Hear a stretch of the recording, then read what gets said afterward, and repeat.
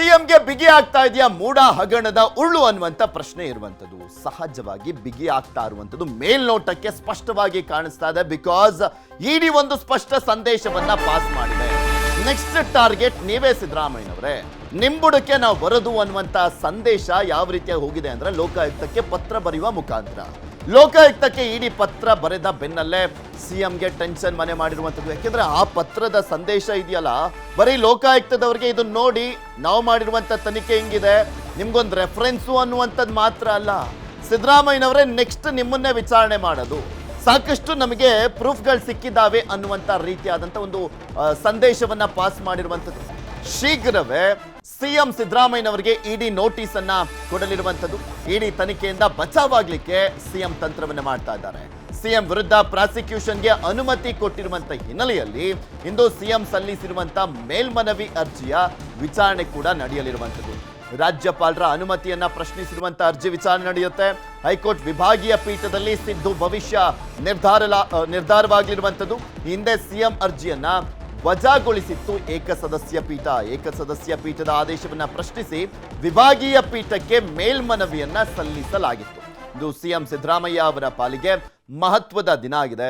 ಭೂಮಾಲೀಕ ದೇವರಾಜು ಮೇಲ್ಮನವಿಯೂ ಕೂಡ ಹಿಂದೆ ವಿಚಾರಣೆ ಆಗಲಿದೆ. ಕಾದ್ ನೋಡ್ಬೇಕು ಏನಾಗುತ್ತೆ ಅನ್ನುವಂಥದ್ದನ್ನ. ಯಾಕೆಂದ್ರೆ ತನಿಖೆ ನಡೀತಾ ಇದೆ, ತನಿಖೆ ಆಲ್ಮೋಸ್ಟ್ ಎಂಡಿಗೆ ಬಂದಿರುವಂತ ಈ ಸಂದರ್ಭದಲ್ಲಿ ಅದಕ್ಕೆ ನಿಜಕ್ಕೂ ತಡೆಯನ್ನ ಒಡ್ಡಲಾಗುತ್ತಾ ಅನ್ನುವಂತ ಒಂದು ಕುತೂಹಲ ಇದೆ.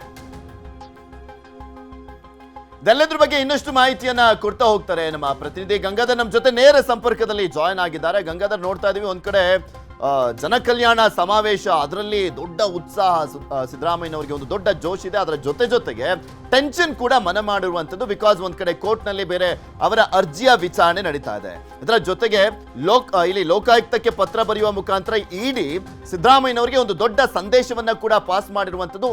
ನೆಕ್ಸ್ಟ್ ನಾವು ಬರೋದೇ ನಿಮ್ಮ ಹತ್ರಕ್ಕೆ ಅಂತ. ಸೊ ಇವತ್ತಿನ ಅರ್ಜಿ ವಿಚಾರಣೆ ಎಷ್ಟು ಇಂಪಾರ್ಟೆಂಟ್ ಸಿದ್ದರಾಮಯ್ಯನವರಿಗೆ?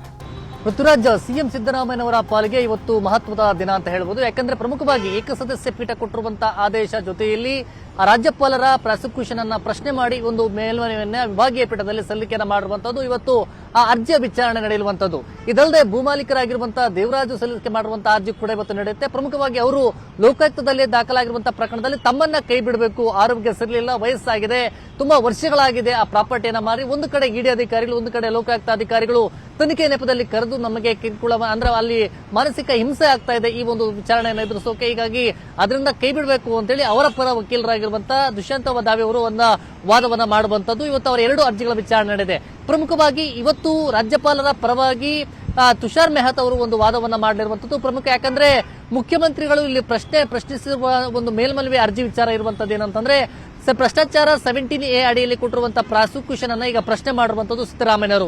ಅದರ ಜೊತೆಯಲ್ಲಿ ಏಕಸದಸ್ಯ ಪೀಠದ ಒಂದು ಆದೇಶ ಏನಿದೆ ಅದನ್ನು ಕೂಡ ಈಗ ಪ್ರಶ್ನೆ ಮಾಡಿರುವಂತದ್ದು. ಈ ವಿಚಾರವಾಗಿ ಇವತ್ತು ಸುದೀರ್ಘವಾಗಿ ಇವತ್ತು ರಾಜ್ಯಪಾಲರ ಪ್ರಾಸಿಕ್ಯೂಷನ್ ವಿಚಾರ ಏನಿದೆ ಆ ಬಗ್ಗೆ ಇವತ್ತು ವಾದ ಪ್ರತಿವಾದ ಆಗುತ್ತೆ. ಅದರಲ್ಲಿ ಪ್ರಮುಖವಾಗಿ ಇವತ್ತು ಸಿದ್ದರಾಮಯ್ಯನವರ ಪರವಾಗಿ ಅಭಿಷೇಕ್ ಮನು ಸಿಂಘವಿ ಅವರು ವಾದವನ್ನ ಮಾಡ್ತಾರೆ.